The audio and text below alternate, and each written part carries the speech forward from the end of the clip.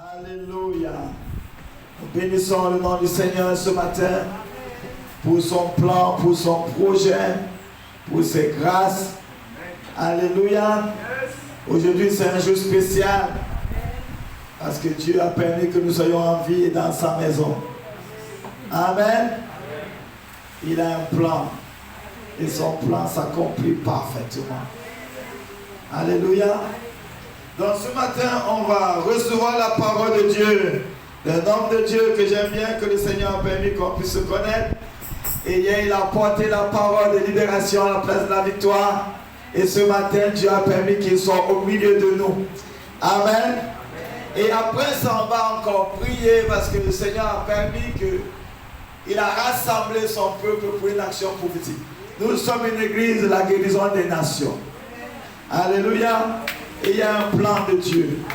Et aujourd'hui, c'est extraordinaire parce que ce matin à 6 h, on était à l'hôtel Fleur d'Épée pour baptiser quelqu'un. Alléluia. Ce matin à 6 h. Alléluia.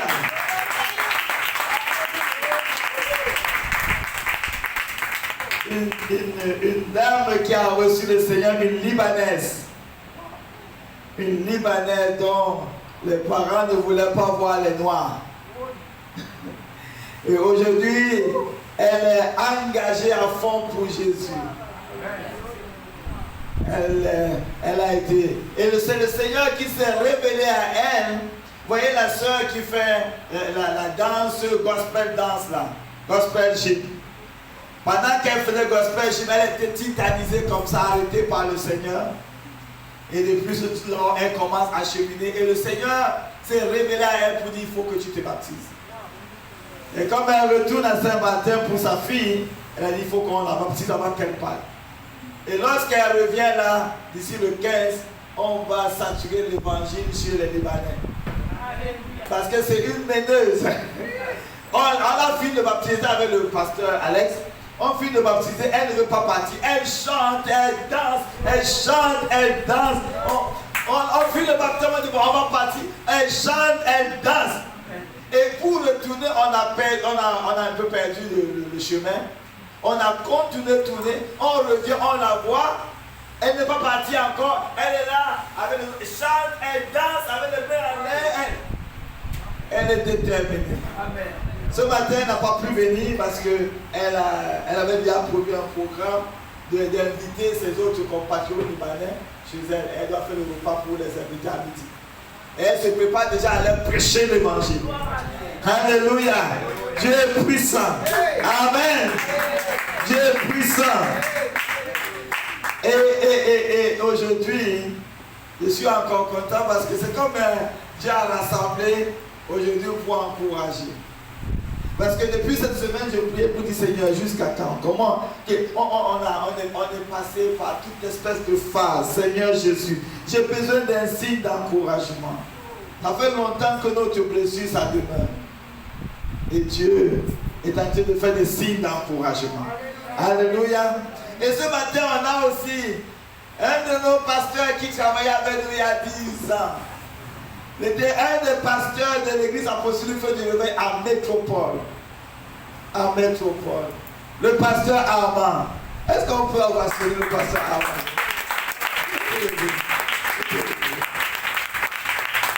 Alléluia. Sois béni, pasteur Armand. Et il était avec nous. Et je ne sais pas, c'est le diable, c'est qui? Je ne sais pas. On a eu toute espèce de mots. Il connaît le pasteur également qui était à Saint-Rose, le pasteur Marius, qui était à Sainte-Rose, parce que c'est avec lui qu'on a encouragé le pasteur lorsqu'il commençait à vouloir se détacher du ministère. Et il avait donné une parole pendant qu'on faisait la réunion pastorale pour dire, mais pasteur, on est sommes ensemble. Il dit, il y a un pasteur qui disait, moi je peux. Et on a dit, mais est-ce que tu peux? Vraiment, il dit, je peux. Est-ce que tu peux? Il dit, moi il dit, je pourra. Pour montrer comme un signe que tu as besoin d'encadrement. Et le pasteur Armand, il est parti. Merci Seigneur, 10 ans après, sais pas ce que Dieu veut faire, mais je suis encouragé de le voir ce matin. Il m'a appelé, je ne pensais même pas que c'était lui qui m'appelait ce matin. Et je suis encouragé, béni de le voir. Et je pense que le pasteur Marius aussi, qui s'était détaché du ministère, va revenir aussi. Dieu va faire revenir. Parce que ce matin, le Seigneur m'a donné la parole d'Ézéchiel 37. 37. Et je pensais que c'était simplement la réconciliation entre mes bien-aimés frères blancs avec les frères noirs. Parce que nous sommes une église de guérison des nations. Et c'est une action prophétique qu'on va faire juste après le message d'Ézéchiel 37. C'est ce que le Seigneur m'a demandé, m'a donné ce matin. Et Ézéchiel 37 ne va pas seulement concerner nos bien-aimés et nous tous là. Ça va aussi concerner tout le ministère dans sa restauration complète.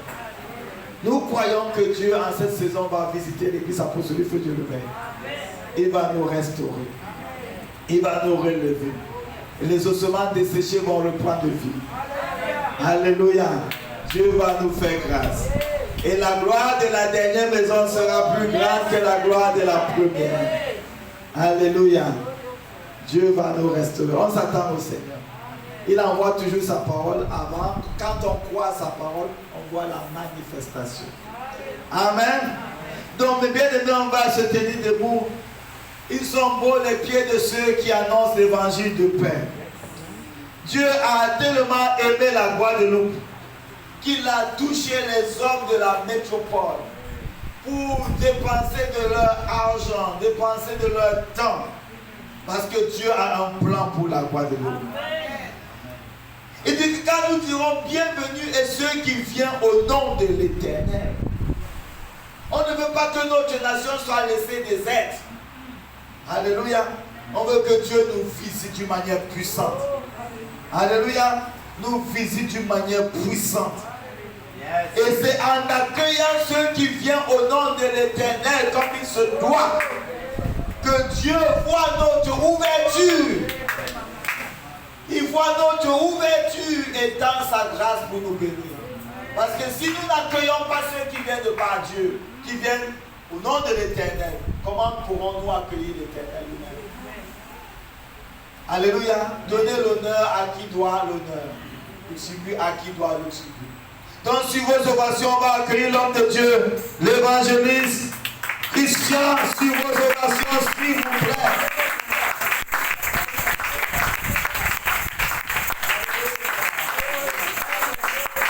Bonjour, Église au feu du réveil, bonjour. Est-ce qu'on peut faire du bruit pour le Seigneur?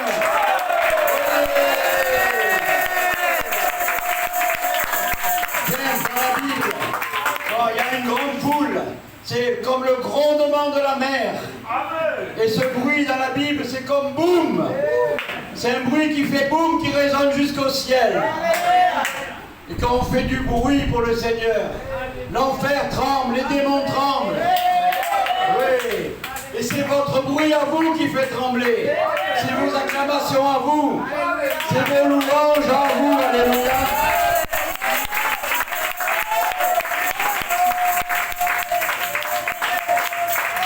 Comme a dit Rostand, nous on est Together We Plant. Et on est des évangélistes. Et Dieu a mis dans notre cœur tous les pays de l'esclavage.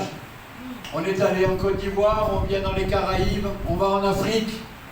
Là, on est venu ce matin, les quatre, vous pouvez vous lever.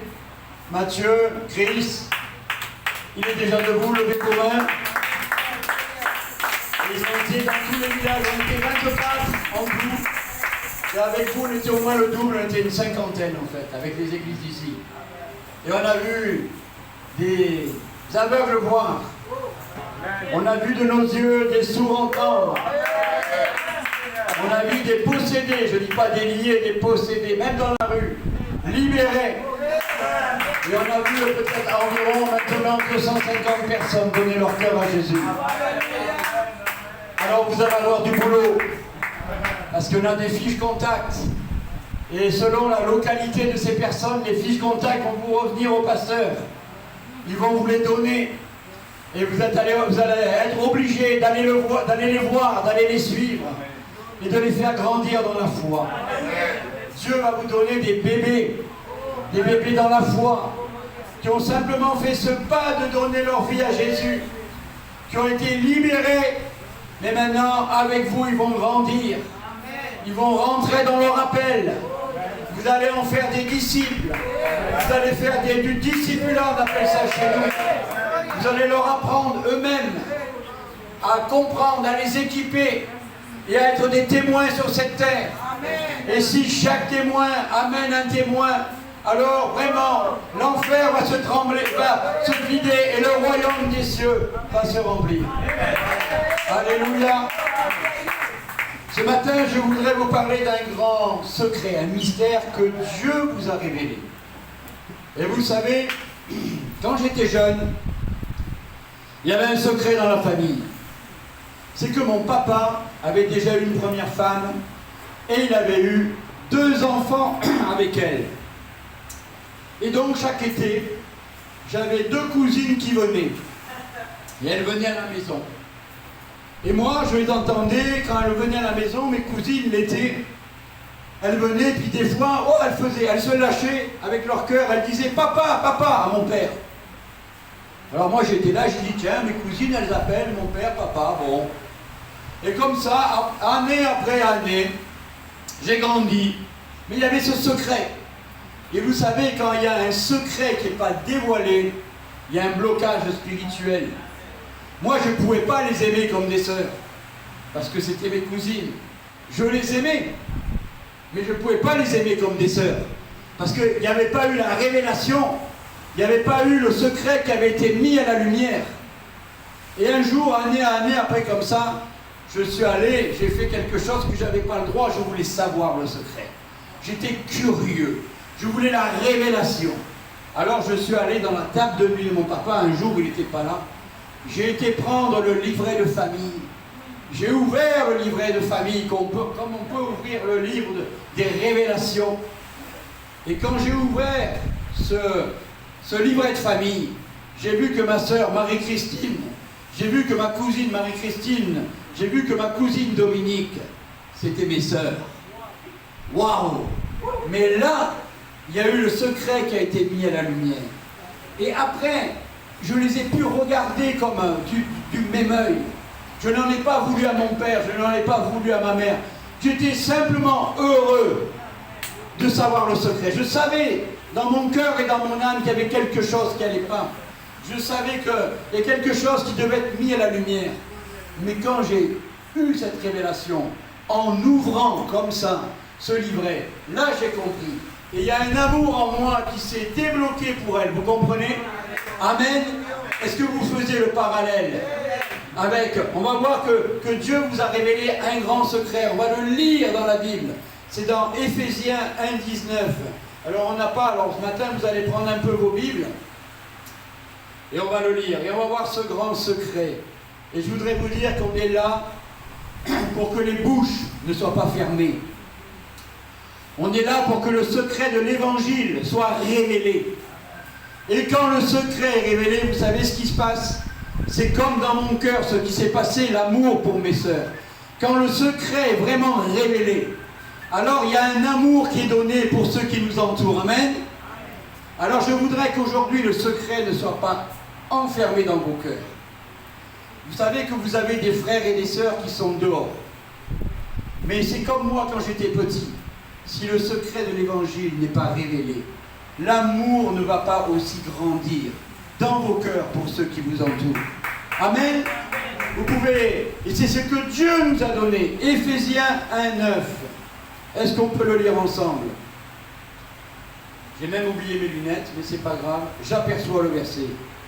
Et ce verset, il dit, il nous a fait connaître le mystère de sa volonté et le bienveillant dessein qu'il a formé en lui. Alléluia. Il nous a fait connaître le mystère. Il est marqué dans Marc 4,11. C'est à vous qui a été donné le mystère du royaume de Dieu. C'est à vous.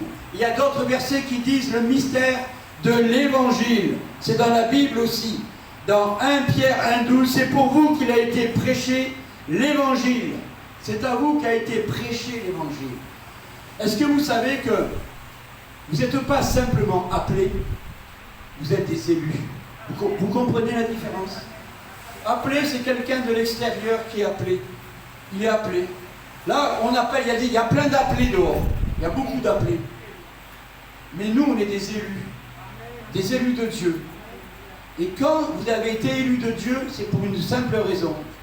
C'est que l'évangile, la puissance de l'évangile est rentrée dans vos cœurs. Et il vous a été fait une révélation. Est-ce que vous comprenez? Ce matin, vous louez Dieu avec vos bouches, avec vos cœurs, c'est presque normal. Mais sachez qu'il est dit dans la Bible qu'on ne peut pas dire que Christ est Seigneur sans le Saint-Esprit. Amen. Rendez-vous compte de la révélation que vous avez en vous. En vous, vous avez une lumière énorme. Vous avez une puissance énorme. Vous avez un secret énorme en vous. Et bien souvent, ce secret, on le garde voilé, on le garde caché, on le met sous comme elle dit la Bible, sous un boisseau, sous une applique, on le met sous une casserole si vous voulez, on le met sous une couverture. Pourquoi? Parce qu'on a un secret mais on en a honte. On en a peur. Alors que l'évangile est une puissance. Et le Seigneur il te dit aujourd'hui, tu as un secret en toi. De quoi tu as honte? L'évangile est une puissance. N'aie pas honte. Tu as quelque chose que les hommes n'ont pas. Tu as une révélation que les hommes n'ont pas. Et Dieu te dit, là, partout où tu es, quand tu vas acheter ton pain, n'oublie pas que tu as une lumière qui peut sauver et qui peut guérir. Hier, simplement encore, on a eu une vingtaine, je crois, je ne sais plus combien de personnes ont donné leur cœur? 19 personnes hier. Il y a eu des délivrances jusqu'à 11h du soir, on est parti. Il y a eu des guérisons, il y a des personnes, hier 7, avant-hier 7, hier il y en a 2 ou 3 qui se sont approchés. Et après les guérisons, les gens ils n'ont pas osé. Et ils se sont approchés vers des chrétiens. Et il a continué à avoir des guérisons. Il y a une dame qui est venue vers moi. Elle a été guérie. Après elle est venue vers moi, elle a reçu l'évangile. Elle a été baptisée du Saint-Esprit. Mettez la lumière que vous avez en vous. À tout moment. Il n'y a pas de moment, il n'y a pas de réunion d'évangélisation. C'est un style de vie de parler de Jésus. Jésus, il a dit qu'on doit briller partout où nous sommes. C'est bien de louer Dieu là, c'est merveilleux. On a des temps de louange et moi le premier, ce matin, le dimanche dernier, je n'ai pas pu aller au culte. Et ce matin, j'ai dit je vais au culte, j'ai envie de louer mon Dieu avec mon frère. J'avais envie d'être là, j'avais envie de partager. Et si je loupe un culte, je suis le premier plus malheureux. Mais ce que je sais, c'est que je vais sortir de là tout à l'heure. Et que je suis une lumière. Et que là, partout où je vais, je veux briller. J'ai cette révélation en moi. Et je ne veux pas la garder, je ne veux pas l'éteindre. Vous savez, c'est vite fait. Quand on oublie quelque chose, vous savez, des fois, c'est la saison des vacances. Et on range les affaires d'été, on peut ranger les palmes, on peut ranger le masque. Et quand il arrive un an après, on ne sait plus où est le masque, on ne sait plus où est les palmes, parce qu'on ne s'en est pas servi, c'est pas vrai? Et Dieu te dit, si tu caches l'évangile comme ça, si tu ne le gardes pas, si tu ne le révèles pas, tu ne vas plus savoir où il est, tu ne vas plus savoir t'en servir. Mais prends-le toujours, utilise-le. Vous savez ce que nous dit la parole de Dieu? Les anges qui connaissent Dieu. On va le lire. 1 Pierre 1,12. Prenez avec moi 1 Pierre 1,12 et vous allez voir la révélation que Dieu vous a donnée, c'est énorme. Simplement ce matin, je voudrais qu'il y ait une révélation dans vos cœurs pour comprendre la puissance. C'est ce qu'il y a en vous, cette bonne nouvelle, l'évangile. C'est la seule solution pour réconcilier le ciel avec la terre. Amen. C'est l'échelle qu'il y a pour aller au ciel. Et cette échelle, vous l'avez en vous. Souvent, on la néglige parce que les gens ne comprennent pas, mais c'est une puissance énorme. Et dans 1 Pierre 1,12, je vais vous le lire. 1 Pierre 1,12. Regardez, il leur fut révélé. Et vous savez ce que ça veut dire, révéler? Révéler, c'est souffler. C'est un souffle de Dieu qui est mis à ton oreille. Il t'a été révélé, comme si un jour ton papa il est venu. Je ne veux pas qu'il entende lui parce qu'il n'a pas un cœur. Vous savez à qui c'est révélé? La Bible elle dit que ces choses n'ont pas été révélées aux grands, aux sages, aux intelligents. Mais ces choses ont été révélées à ses enfants. Un jour, excusez-moi, j'ai plus de voix à cause d'hier. Un jour, il a été révélé à Alex, parce que Dieu a vu son cœur d'enfant. Et Dieu est venu, il lui a dit, Alex, je te révèle un secret. C'est que Jésus, c'est ton sauveur. Et si tu crois qu'il est le Fils de Dieu, qu'il est mort à la croix pour ton péché, qu'il est ressuscité, et qu'il est vivant, et je frappe à la porte de ton cœur, alors je te révèle le plus grand des secrets, c'est que c'est le seul moyen de salut qui a été donné sur la terre pour sauver les hommes. Il lui a révélé ce secret. Mais celui qui est à côté, celui qui aime son péché, celui qui est hautain, celui qui est content de lui, celui qui est suffisant, celui qui aime son péché, celui-là, le secret n'est pas révélé. Et Dieu te dit, voilà, tu as ce secret en toi, tu as cette révélation en toi, et c'est à toi à la porter. Parce que toi, quand tu vas la porter, tu ne vas pas raconter une histoire. Toi, tu vas la porter avec le secours de l'Esprit. Vous savez, l'évangile, c'est comme Vous avez déjà vu une boule de charbon? Vous avez vu une boule de charbon? Dans la boule de charbon, il y a toutes les propriétés pour chauffer, c'est pas vrai? C'est pas vrai? Mais si je ne mets pas le feu à cette boule de charbon, elle ne sert à rien avec toutes les propriétés qu'elle a. Alléluia. L'évangile est une puissance, comme la boule de charbon. Il y a un feu, il y a une dynamite. Mais seulement si tu ne la portes pas, si tu ne mets pas le feu de l'esprit par ta bouche et par ton cœur, il n'y aura rien pour réchauffer les nations et pour les sauver. Tu comprends? Je vais te dire quelque chose qui va peut-être t'étonner ce matin. C'est que l'évangile ne peut rien sans toi. L'évangile, il est mort sans toi. La volonté de Dieu, c'est que tu sois baptisé du Saint-Esprit et que tu ailles dans toutes les nations pour être un témoin. L'évangile de Dieu, c'est pas simplement que tu distribues des évangiles. Il faut que tu sois là pour expliquer l'évangile. Il faut que tu sois là pour mettre le feu à l'évangile. Il faut que tu sois là pour témoigner de ce que l'évangile a fait. Il faut que tu sois là pour dire qu'il y a eu une guérison. Il y a combien de temps, excuse-moi, mais je ne veux pas de réponse. Il y a combien de temps que personnellement, tu n'as pas amené une personne, toi, à Jésus? Parce que tu n'as pas proclamé l'évangile. Elle est dure cette parole et ce n'est pas un jugement. C'est pour réveiller. C'est pour que tu sortes l'évangile de ton placard intérieur et que tu le dises à l'extérieur. Parce que Jésus compte sur toi. Alléluia. Amen, amen, amen. Est-ce que tu veux qu'on voit la dimension de ce secret maintenant?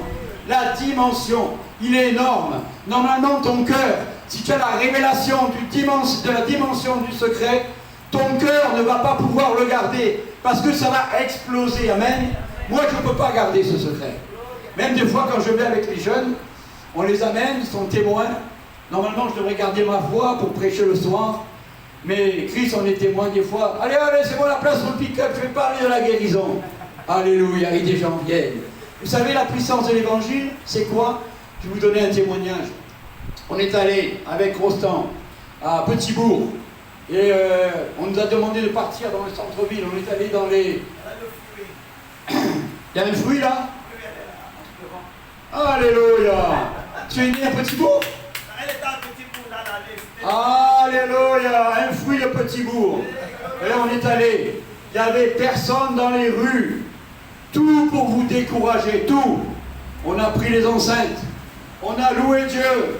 On a appelé le Saint-Esprit. Saint-Esprit, viens là. Là, c'est la mort dans ces rues, mais toi, tu vas venir réveiller. On a loué Dieu. On a prêché l'évangile, la puissance de l'évangile. On a fait aussi un court message sur la guérison. On a reloué Dieu. Et au bout d'un moment, une dame est descendue. Elle est arrivée tout doucement. Et quand on lui a dit, chez toi, quand tu es chez toi, mets la main sur l'endroit où tu as mal. Elle a mis l'endroit sur sa maladie. Et quand on a prié, elle était chez elle dans sa cuisine, elle a été guérie. Vous savez, l'évangile, qu'est-ce qu'il fait? C'est une puissance. Toi, tu es là et tu es dehors et tu te dis, oh, il ne se passe rien. Oh, l'évangile ne fait rien. Oh, où est la puissance de l'évangile? Et pendant que tu pleures, l'évangile va dans les toilettes de la maison. L'évangile va dans les cuisines de la maison. L'évangile va dans le séjour de la maison. Et des gens commencent à descendre. Si tu persistes avec foi, si tu proclames l'évangile, on a pris l'enceinte, on est allé dans une rue, on a fait 200 mètres en 1h30, à peu près. on a continué. Excusez-moi le mot, on a fait du bruit, mais du bon bruit. On a loué Dieu, on a proclamé. C'est ça les bruits. Cherchez les bruits. Quand Dieu était dans le temple, il y avait un tonnerre. Partout où Dieu est, il y a du bruit, messieurs. N'ayez pas honte de crier dans les rues que Jésus est vivant. Parce que quand il y a l'esprit, on fait du bruit. Ah, il y a une personne qui va te dire tu déranges. Mais il y en a combien? Peut-être 10 qui ont donné leur vie et qui sont descendus. Plus qui ont été guéris. Fais du bruit pour Jésus. Alléluia. N'aie pas peur de déranger. N'aie pas honte de l'évangile. Insiste en toute occasion favorablement. Il va y avoir un qui se plaint, 10 qui sont sauvés. Le diable t'écoute, celui qui se plaint, celui qui te dit tu nous déranges, on se repose. Mais Jésus dit voilà, moi je veux que le repos rentre dans ta maison. Alléluia. Alors, et vous voyez l'évangile, où il va. Mais proclame, apporte. Fais ce que tu sais faire, dis ce que tu connais.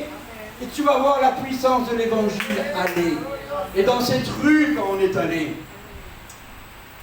on a prêché qu'une dame a été guérie, elle avait témoigné au micro en bas.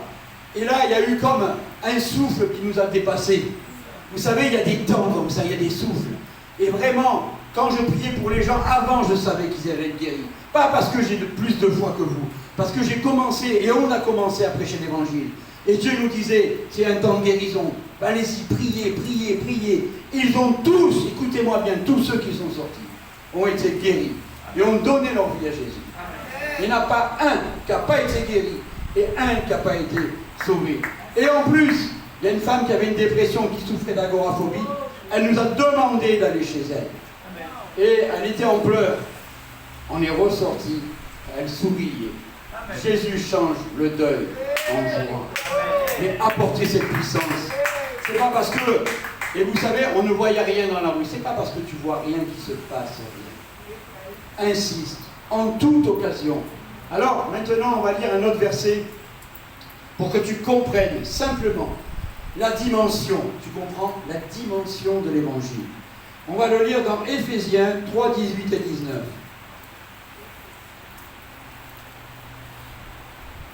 Est-ce que quelqu'un veut le lire avec un micro? C'est possible?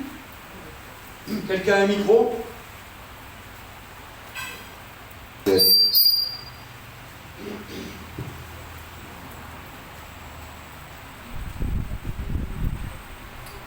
Éphésiens 3, 18 à 19 nous dit que vous puissiez comprendre avec tous les saints quelle est la largeur, la longueur, la profondeur et la hauteur, et connaître l'amour de Christ qui surpasse toute connaissance, en sorte que vous soyez remplis jusqu'à toute la plénitude de Dieu. Amen. Amen. La dimension. Vous savez, un jour, il y a un homme, on lui avait donné une montre. Et il était content, il avait l'heure. Si j'ai une montre, on a l'heure. Mais en fait, quand il y a une personne, un jour, il a dit, mais c'est quoi cette montre que tu as? L'autre, il a dit, bon, on me l'a offert. C'est un cadeau qu'on lui avait fait. Et la personne lui avait dit simplement, c'est une jolie montre. Et le gars, il lui a dit, mais tu sais, la montre que tu as au poignet, elle vaut 20 ou 30 000 euros. Le gars, il avait une montre à son poignet. C'était un cadeau que lui avait fait un homme, c'était un beau cadeau. Il était conscient que c'était un beau cadeau, peut-être dans sa tête, c'était 2000 euros. Mais, même pas les mois, une personne lui a dit, mais tu sais combien elle vaut ta montre? Il n'avait pas la dimension du cadeau qu'on lui avait fait. Et vous savez, quand il a su le prix du cadeau, il a pu poser sa montre comme ça sur la table. Il a fait très attention, il n'a pas laissé traîner sur la serviette de bain quand il était à la plage. Quand il a su la dimension et la valeur du cadeau, il en a fait attention.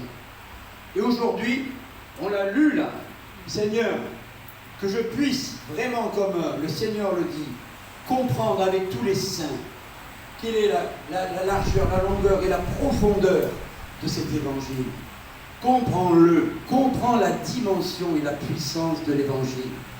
Le Seigneur veut que tu comprennes que c'est le seul moyen de salut et c'est le moyen le plus puissant. Et on va voir simplement les 4 définitions, là, vite fait. On va faire très très vite. La taille, sa valeur. Quelle est la largeur de l'évangile? La largeur, c'est pour tous les hommes, dis-toi bien. Tu sais, nous, on est allés en Côte d'Ivoire Nous, des fois, ça peut arriver en tant qu'humain, on a des a priori. On est allé dans les écoles, on appelle ça les Kids Crusade, on a prêché aux enfants dans les écoles. Et on est allé dans des coins, on est allé à Mao, je crois que ça s'appelle, en côte, c'est la capitale de la côte, Abidjan, à Bobo. On est allé à Bobo, Abidjan, et on a voulu aller dans des quartiers où personne n'est allé. Vous savez, avec CEPAN, c'est une organisation d'évangélisation, il y a, sont cochés, on a des endroits où c'est allé dans les écoles. Et il y a un endroit, c'était les bidonvilles et les quartiers les plus pauvres, où personne ne voulait aller à cause de la violence, c'est très musulman. Et du coup, nous on a dit on va aller là, on va aller dans les quartiers musulmans, on veut qu'eux, ils entendent l'évangile. Et donc, ça a bien commencé, on a prié. Quand on a garé la voiture devant l'école, vous savez ce qu'on a fait? On l'a mis en marche arrière, prêt à partir vite si jamais on nous jette des cailloux, parce que ça arrive. Alors on s'est dit, on garde la voiture en marche arrière, hein, on ne ferme pas les portières, et si jamais on part en courant, et on s'en va. Et on rentre dans cette école musulmane. À l'entrée, il n'y avait que des mamans voilées, que des mamans, des personnes comme ça. Et on rentre. Et on va voir le directeur. Le directeur, vous savez ce qu'il était? Il était chrétien. Il nous dit, je vous attendais. Je vous attendais. Donc on a prêché l'évangile dans des classes de musulmans. Et je peux vous dire qu'il y a des femmes, des professeurs, des institutrices, en prêchant l'évangile. Elles ont pleuré devant l'évangile. Elles ont prié Jésus. Et quand vous voyez leur visage, vous vous disiez, vous savez, le diable il est toujours là pour dire, là, tu vois mon coco, là, tu n'es pas dans ton élément, là. Hein. Là, tu n'es pas dans l'église et tu ne fais pas la bise à ton frère. Ça, c'est le diable. Et Jésus, il est là, il dit, voilà, prêche-leur la bonne nouvelle. Je vais faire tomber les chaînes de la religion. Et on a prêché l'évangile. Courtement, pendant 10 minutes, un quart d'heure, la moitié de la classe a levé la main. La prof, je suis allé vers elle pour lui dire merci, elle pleurait. On a prié pour elle. Et comme ça, on a eu des... Donc, c'est pour vous dire simplement que l'évangile, c'est pour tous les hommes. Hein, vous savez, nous, ah ben non, lui, sa tête, ça ne va pas marcher. Ah ben là, non. Jésus veut que tous les hommes soient sauvés. Amen. Ça, c'est la largeur de l'évangile. Les hindous, les musulmans, les bouddhistes, le Seigneur veut. Il y aura certainement aller au Cameroun, là-bas, je ne sais pas les religions qu'il y a, mais en tous les cas, le Seigneur va arriver. C'est à travers vous parce que vous êtes des lumières, parce que vous avez la lumière. Eux sont dans les ténèbres. Mais enlevez le couvercle et prêchez l'évangile. Et vous savez ce qui se passe? Quand la lumière est là, quand vous rentrez dans votre chambre, qu'est-ce qui se passe? Quand vous appuyez sur le petit interrupteur, que font les ténèbres? Ils fuient. Ils font une seule chose. Ils fuient. Alors amenez la lumière de l'évangile. N'ayez pas honte. Ayez cette révélation de la puissance que vous avez en vous, dans vos familles. Nous, on appelle ça l'oikos, c'est-à-dire dans ton relationnel. Il faut que chaque chrétien devienne un témoin. Amen. Vous savez qu'on a plus de fruits dans du discipulat que dans des missions comme on fait le soir. C'est pas vrai? Quand on va dans les villages, quand on prêche sur les pick-up, et quand on va dans les villages, on arrive avec 4 équipes à avoir 50 à peu près décisions. Quand on prêche sur la place, on en a 20-25 le soir, avec toute une installation, avec des micros, avec des choses qui coûtent cher. Mais en fait, le moyen le plus puissant de l'évangile, c'est vous. Ça coûte pas cher, et ça sauve. Ça a coûté cher à Jésus, ça a coûté cher à Dieu. Mais aujourd'hui, la seule chose qui vous coûte, c'est de ne pas avoir honte de l'évangile, de ne pas avoir peur de l'homme, enlever les pensées de ce que l'homme va penser de vous, enlever les pensées du regard de l'homme. Toutes ces choses, on peut prier après avec le pasteur, parce que c'est souvent ça, la peur de l'homme. Le quand dira-t-on, j'ai une situation, je suis docteur, je suis boulanger, là on me connaît. Mais la peur de l'homme, oublie-la, le plus important c'est le royaume de Dieu. Moi dans ma ville, j'ai aussi une petite entreprise de peinture, je suis connu. Et je vais sur la plage, je prêche l'évangile. Et les gens me connaissent. Et ça n'empêche pas de travailler parce que Dieu est avec moi. Il y en a qui sont contre moi, mais il y en a qui sont avec moi. Moi en tous les cas, je ne manque jamais de travail avec Dieu. J'ai ce qu'il faut pour faire les missions, pour partir. Dieu pourvoit de toute façon. Mais n'ayez pas honte, faites briller. Alléluia. N'altérez pas l'évangile, ne l'altérez pas. Quand vous parlez de l'évangile, vous parlez de Jésus, le Fils de Dieu, vous parlez qu'il est mort pour les péchés, et confrontez les personnes à leurs péchés. Confrontez. Jésus est venu pour pardonner leurs péchés. Et souvent on parle d'un évangile facile, où Jésus il est bon, Jésus il sauve. Et les gens viennent à Jésus sans se repentir. Ça fait des chrétiens qui louent Dieu le dimanche et qui vivent dans le péché la semaine. Alors amenez les gens à la repentance. Vraiment. Après, quelle est la profondeur? C'est pas marqué là dans Éphésiens de cet évangile? L'évangile c'est quelque chose de profond. Et l'évangile il veut aller au fond du cœur de la personne. Amen. C'est pour ça que je vous parle de la repentance. Quelle est la hauteur pour tous les hommes? Quelle est la profondeur? L'évangile c'est simple, mais c'est pas superficiel. C'est pour ça. Il y a quelque chose, il y a un mur, c'est le péché qui empêche les gens, qui empêche Jésus, qui empêche Dieu de venir en profondeur dans le cœur.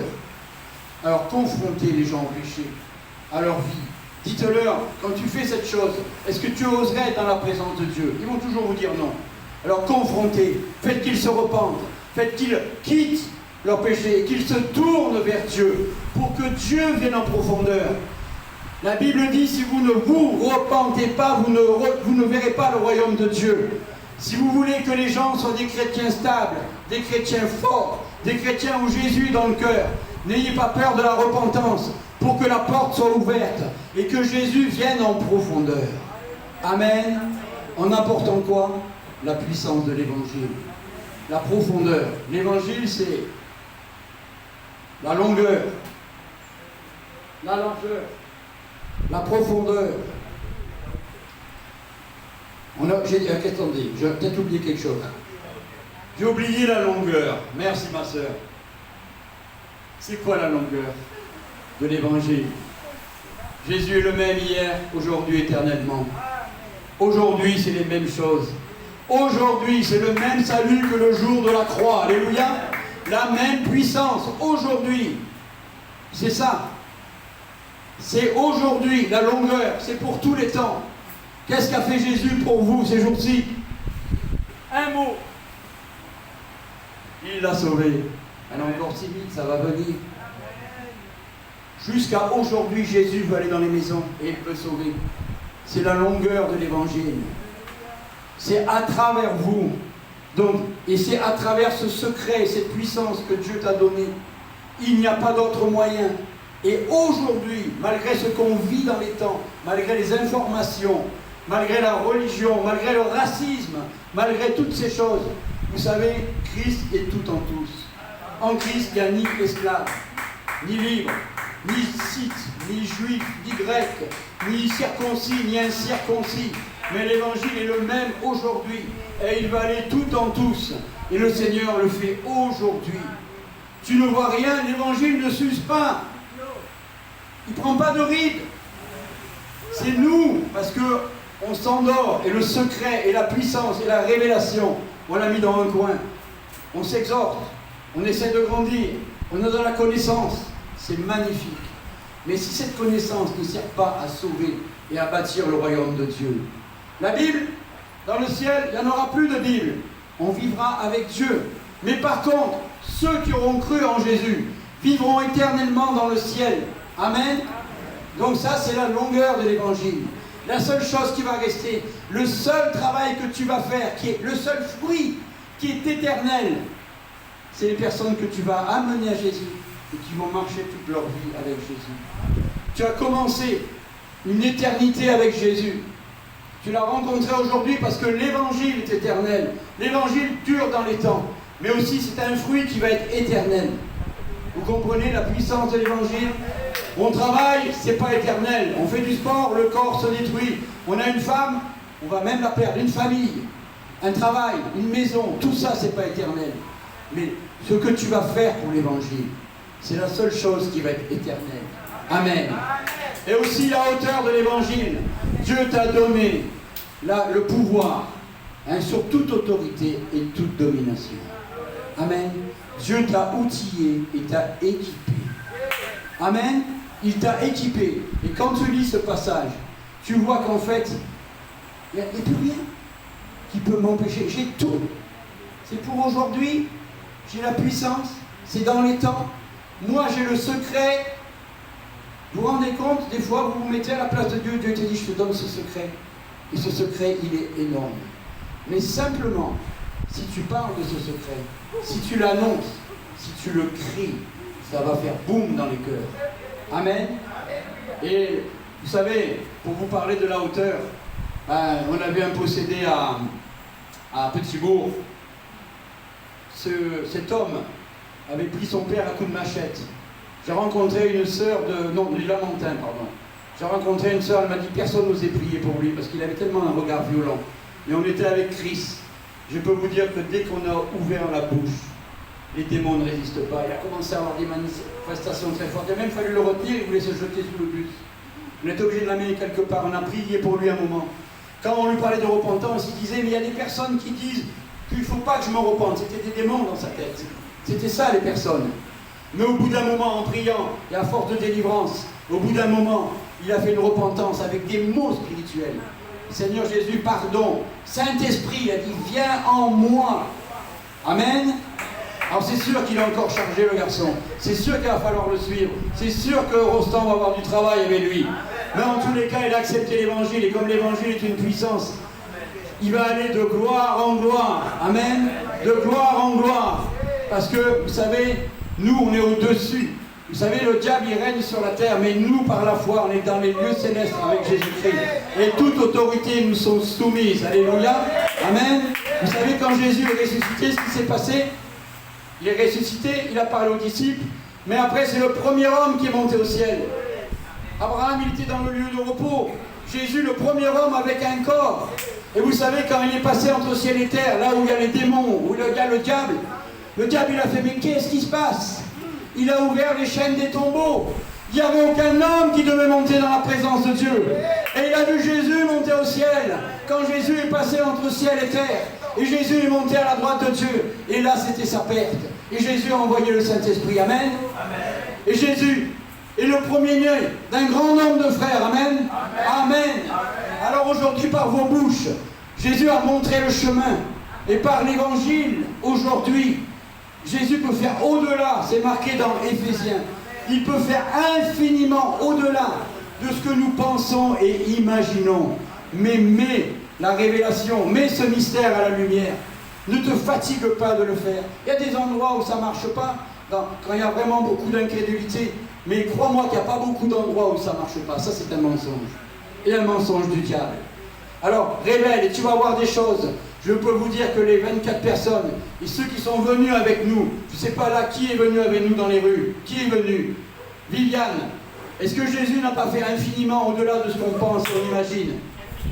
Ouais, on a mis là les enceintes, dans une rue, il n'y avait pas grand monde, au Lamentin. Et je ne sais pas ce jour-là combien de gens ont donné leur cœur à Jésus. Plein, plein. Il y en a un qui l'a appelé hier soir. Alléluia. Jésus fait infiniment. Sortons de nos maisons, sortons de nos églises, que nous devenions des lumières à l'extérieur. Vous savez, briller dans la lumière, c'est facile. Mais Dieu nous demande d'aller briller dans les ténèbres. Alléluia. Et pour briller dans les ténèbres, il faut que la lumière soit dans les ténèbres. C'est là notre place. Si nous voulons que l'Église prospère, que ça grandisse, allons dehors. Et n'ayons pas honte. Revenons à l'Évangile. Gloire à Dieu. Gloire à Dieu. Est-ce que si quelqu'un a peur de l'homme, peur d'annoncer l'Évangile, maintenant on peut prier pour qu'il soit libéré. Ce que je veux, c'est qu'après cette intervention, vous soyez des lumières. Vous réalisez la grandeur du secret, du mystère que Dieu vous a donné. Et vous savez, quand un petit garçon vous lui donnez un trésor, tout à l'heure on m'a fait un cadeau. Regardez, on m'a fait un cadeau. Qui est-ce qui m'a fait ce cadeau? Il dort le gars. C'est lui. Et il m'a dit, vous savez ce qu'il a marqué? Le boss de la ville de Petit-Bourg. C'est un trésor pour lui. C'est Jésus le boss de la ville. Et vous voyez, quand on a un trésor, on le montre. On le donne. C'est pas beau ce qu'il a fait? Il m'a donné ça. Ça m'a touché. Mais le boss, c'est Jésus. Et vous avez le boss, celui qui domine sur tout. Ne le cachez pas. Malgré vos épreuves personnelles, malgré vos difficultés, apportez le royaume de Dieu et Dieu s'occupe de vos affaires. Faites-le, vous allez avoir une joie. Et vous savez, quand on prêche l'évangile, on ramène la joie dans l'église. On n'amène pas la mort, on amène la joie parce qu'on a vécu quelque chose. On amène la joie, on amène la vie dans une église. On amène ce qui s'est passé. Regardez, je ne savais même pas moi que c'était un fruit de Petit Bourg ou la montagne. Petit Bourg, vous êtes descendu de votre maison. Vous. Alléluia, je me rappelle, ça y est, au portail. Oui, vous voyez, il y a de la joie. Il y a de la joie parce que, vous savez, une eau, si elle est croupissante, elle n'est pas bonne. Mais une eau qui bouge. Et l'évangile, le Saint-Esprit, c'est pas une eau qu'on met dans une bouteille. C'est pas une eau qui croupit. Mais l'évangile, c'est une eau qui circule, qui bouge. Et justement, quand on apporte l'évangile, on apporte la vie dans une église. Il y a du renouveau, on a des gens à former, on a des gens à s'occuper. On n'est plus là à ses pieds, à se regarder, à dire lui il fait comme ci, il fait comme ça. Mais parce qu'on s'occupe du royaume de Dieu. Il y a un souffle nouveau qui vient, il y a la vie qui est là. Et on a quelqu'un à faire grandir. Amen. Alléluia. Vous êtes prêts des lumières?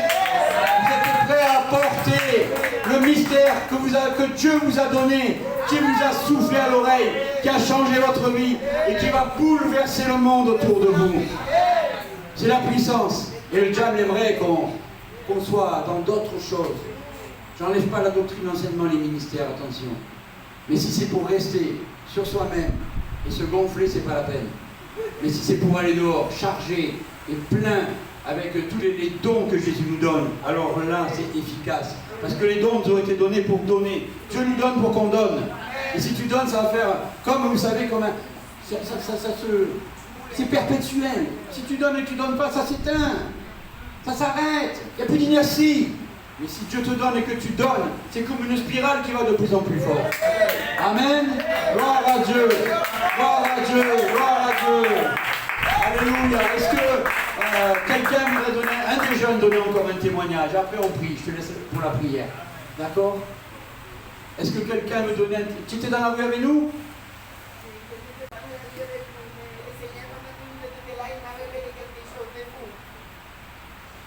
Pendant que vous étiez là, le Seigneur m'a révélé quelque chose de vous. Oui. Il me disait, je suis de République Dominicaine, il me parlait en espagnol. Il m'a dit, todavía hay luz. Todavía hay luz. Il m'a dit, il y a de la lumière, il y a de la lumière. Amen. Amen. Et la lumière, il faut qu'elle... Oui. Bonjour, Bénédicte. Alors, quand notre évangéliste dit qu'il faut prêcher en toutes circonstances, nous avons été dans la ville, je n'étais pas avec toi, j'étais avec le pasteur Narcy, le pasteur Alex, etc. Et quand nous sommes, alors plusieurs personnes ont donné leur vie à Christ avec moi, la police nous a chassés et nous sommes allés dans la rue Frébeau. On à la rue, et quand nous nous sommes quittés, je suis repartie toute seule dans la rue Frébeau, et le Seigneur m'a mis à cœur de continuer à prêcher Christ. Et j'ai rencontré une dame, je lui ai dit, bonjour madame, vous connaissez le Seigneur Jésus? Elle m'a dit non. Et au bout de 10 minutes, elle donnait sa vie à Christ. Donc quand tu dis qu'il faut prêcher, j'étais toute seule. Je remontais la rue, donc il n'y avait personne avec moi, il n'y avait pas de micro, il n'y avait rien. J'étais toute seule et j'ai arrêté la dame. Au bout de 10 minutes, elle a fait la prière du salut et elle a accepté Christ. En arrivant ici, la première nuit, je ne sais plus si c'est le dimanche ou le lundi, j'ai eu un songe dans la nuit. Et pendant ce songe, je priais pour une délivrance.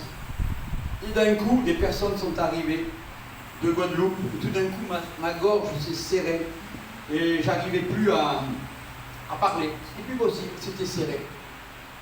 Le matin, comme il y en a les prophétesses, j'en parle, je dis maintenant il faut que je sache la signification. Et en fait, vous savez qu'à la suite de l'esclavage, les gens ont un problème d'interréaction. En fait, on est timide, on n'ose plus parler. Ça, c'est des liens qu'on ne se rend même pas compte. On n'ose plus parler, on est timide. Il y a un esprit, si on va un peu plus spirituellement, il y a un esprit de muet qui est là. Voyez. Mais le Seigneur, il est là maintenant, vous voyez. Et vraiment, pour libérer les gens de cet esprit de timidité, de ce lien de malédiction, pour que vous parlez de Jésus. Et que tous les liens d'esclavage dans les âmes soient libérés. Et que par la Guadeloupe, vraiment toutes les Caraïbes, elles brillent. Amen. Donc voilà, ça c'est le songe que j'ai eu. Et le Seigneur m'a dit que vraiment il voulait débloquer vos bouches pour que vraiment ça soit que la malédiction passe en bénédiction. Amen. Et que les gens de l'esclavage y passent à la liberté maintenant.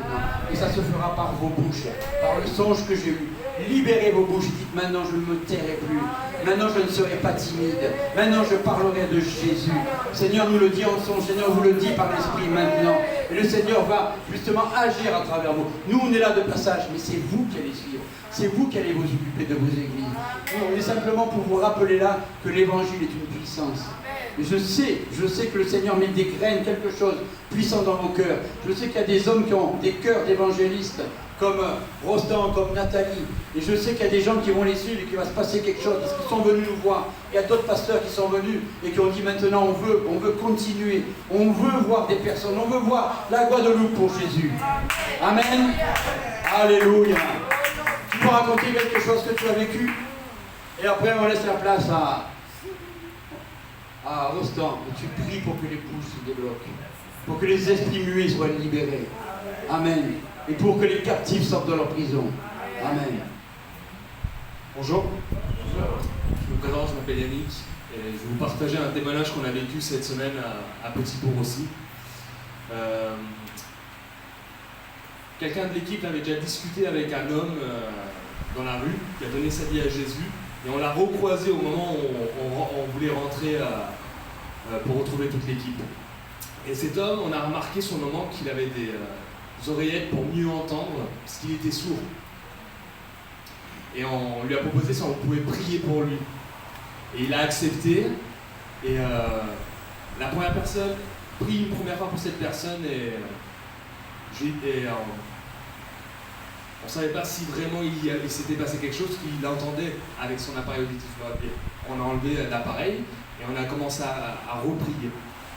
Et la personne a commencé à prendre autorité, elle demande à l'esprit d'infirmité, de surdité, de partir de la personne. Et le monsieur, juste avant qu'on prie, nous atteste que sans l'appareil, il ne nous entendait pas. Et là, à ce moment, c'est comme si il nous dit « j'entends ». Et là, à ce moment-là, la personne, elle entend, elle est touchée, elle commence à pleurer. Et là, c'est un moment où moi personnellement, ça m'a beaucoup encouragé, m'a beaucoup touché, de voir comment la personne a été touchée, guérie, délivrée en ce moment, sur le moment même. Voilà. Alléluia, alléluia. Merci Seigneur. Merci Seigneur. Il y a une grâce particulière que le Seigneur va te libérer. À te libérer. Moi-même, j'étais aussi tellement encouragé parce que il y a certains miracles que le Seigneur fait qui sont internes. Mais maintenant, les miracles externes, parfois c'est devenu compliqué, rare. C'est ces choses que j'ai vécues 2014, 2015, quand on était en Haïti. On avait vu des miracles extraordinaires externes qui s'opéraient. Mais pendant ce temps, on a encore vu des miracles externes. Amen. Nous sommes allés prier, je pense que j'étais avec toi. Nous sommes allés prier par rapport à une dame qui était aveugle, complètement aveugle. Aveugle avec son bâton de truc et son frère qui l'accompagnait partout. Ça arrivait comme un jeu. Je mets les mains, il dit prie pour elle. Elle lève les mains. Je pense qu'elle va voir flou. Elle va voir, mais pas aussi clair. Et tu vois, je vois! C'était extraordinaire. Je vois. Et puis on t'a dit question. Elle dit, je vois. Et elle voit clair, Roman. Sans énigme, sans rien du tout. Alléluia. Dieu est bon. Amen. Amen. Et quels que soient les puissants d'incrédulité qui ont régné jusqu'à maintenant, ces puissants d'incrédulité sont renversés. Renversés. Amen. Mais quelque chose qu'il faut comprendre, c'est par rapport au fait que l'audacité. Amen. Qu'on soit audacieux, qu'on soit persévérant, qu'on puisse parler. Et on va prier par rapport à ça. Et on va également prendre la Sainte Seine tout à l'heure pour prier pour cet esprit d'unité.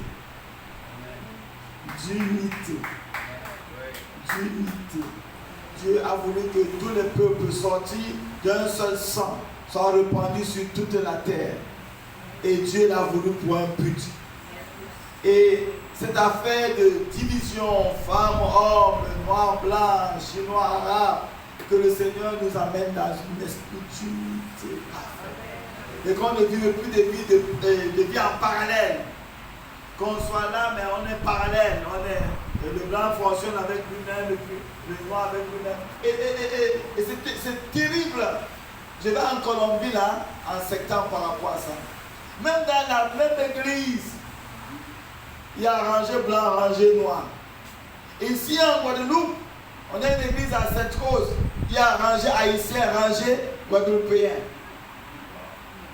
Ici en Guadeloupe à Sainte-Rose, rangé haïtien, rangé guadeloupéen. Donc ça veut dire que le pasteur il dit que j'étais étonné. Il dit que lorsqu'il se met sur la rangée haïtienne, il sent que son corps n'est pas bien. Dans l'église, il sent que son corps n'est pas bien. Il va plutôt dans la rangée guadeloupéen. Il dit que comme s'il se met dans la rangée haïtienne, il est attaqué. Dans la même église. Dans la même église. Donc il y a trop de... Et le Saint-Esprit agit dans l'esprit. Dans l'esprit. Tout ce que l'ennemi a introduit pour séparer, pour diviser, que cela soit anéanti. Pour que le peuple de Dieu soit un seul peuple. Pour l'œuvre définitive que Dieu a l'intention d'accomplir en ce fin de temps. Amen. Donc, on va commencer à prier par rapport, on va se lever. Tout ce qui nous donne l'intimidation, qui nous empêche de prêcher. De prêcher. On est intimidé. Au Cameroun, j'étais dans un quartier où je prêchais à tout le monde. Mais il y avait un monsieur qui était trop sérieux. Il était trop sérieux. Il sortait de sa panier là dans la voiture, sa voiture là, on va prendre le taxi. Trop sérieux, trop comme une aiguille. Et j'ai dit, mais lui là, ça ne vaut pas la peine de lui prêcher. Je prêche à tout le monde, je ne prêche pas à tout, mais lui quand je le vois, il est tellement sérieux. Et je n'ai pas prêché, bien aimé. Quelques mois plus tard, il était avec les réveillez-vous. Parce qu'il venait de nous donner les réveillez-vous. Donc les témoins de Jéhovah sont passés, ils l'ont récupéré, et en quelques mois, il voulait lui-même me prêcher, me donner les réveillez-vous. Et ça m'a fait tellement mal parce que j'ai raté l'opportunité, les témoins de Jéhovah ont récupéré, et lui est devenu un témoin de Jéhovah. Seigneur, pardonne-nous. Toutes les fois où on a manqué l'opportunité de prêcher, pardonne-nous. Pardonne-nous. Qu'on puisse vraiment crier à Dieu, Seigneur, pardonne-moi. Pardonne-moi parce que j'ai fermé ma bouche et les gens sont morts. J'ai fermé ma bouche. J'ai eu des gens qui n'attendaient que je leur prêche, mais j'ai fermé ma bouche. J'ai fermé ma bouche, Seigneur. Quelquefois, certaines situations, certains problèmes, c'est aussi parce que je n'ai pas prêché l'évangile. On se plaint qu'on n'a pas ci, on n'a pas ça. Mais d'une manière ou d'une autre, Seigneur Jésus, nous sommes comme les meurtriers parce que nous n'avons pas ouvert notre bouche pour empêcher ceux qui mouraient de mourir. Seigneur Jésus, pardonne-moi. Pardonne mon frère, pardonne ma soeur. Pardonne-nous, parce que tu as rapproché les gens de nous, de nos maisons. On n'a pas ouvert la bouche pour parler. Tu as rapproché les collègues, on n'a pas ouvert la bouche pour parler. On a aimé notre personne plus que la personne que tu as amenée pour qu'il soit sauvé. On a aimé notre titre. On a, oh Dieu, jalousé notre personne, Seigneur. Notre orgueil, plus que d'obéir à l'esprit. Seigneur, pardonne-nous, Seigneur Jésus. Pardonne-nous au lieu de ce comportement égoïste. Pardonne-nous, Seigneur, notre Dieu, notre roi, de ce comportement d'orgueil, de fierté, qui nous ont empêchés d'ouvrir la bouche pour annoncer l'évangile de libération. Nous avons eu honte de l'évangile. Nous avons eu honte de Dieu. Mais cependant, nous venons demander des choses à Dieu. Nous avons honte de parler de lui, mais cependant, nous venons demander qu'il nous bénisse. Seigneur, pardonne. Nous avons failli notre mission. Nous avons failli, Seigneur. Nous sommes coupables, Seigneur éternel, devant toi. Mais Seigneur, tu es miséricordieux, rempli de compassion. Pardonne-nous, Seigneur. Pardonne-moi, Seigneur. Pardonne mon frère. Pardonne ma soeur. Pardonne les leaders de l'église. Pardonne-nous, Seigneur. Nous avons prêché la doctrine, nous avons manqué d'évangile. Oh Seigneur, pardonne-nous. Pardonne-nous, Seigneur. Pardonne-nous ce matin, Jésus, pardonne-nous.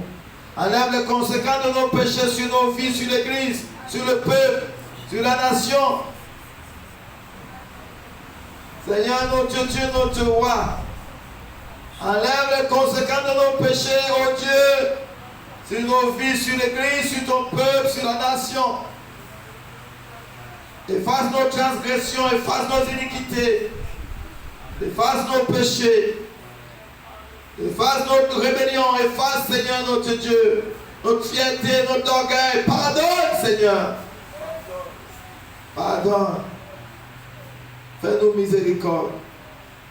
Et ce matin, nous prenons l'engagement, Seigneur, de ne plus avoir honte de l'évangile.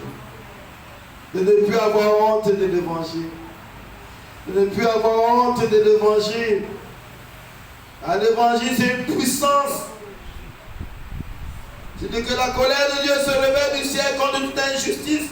De tous ceux qui retiennent la vérité captive, nous refusons de retenir la vérité captive. Nous n'allons plus retenir la vérité captive, Seigneur. Nous allons relâcher la vérité de l'évangile. Oui, Seigneur Jésus.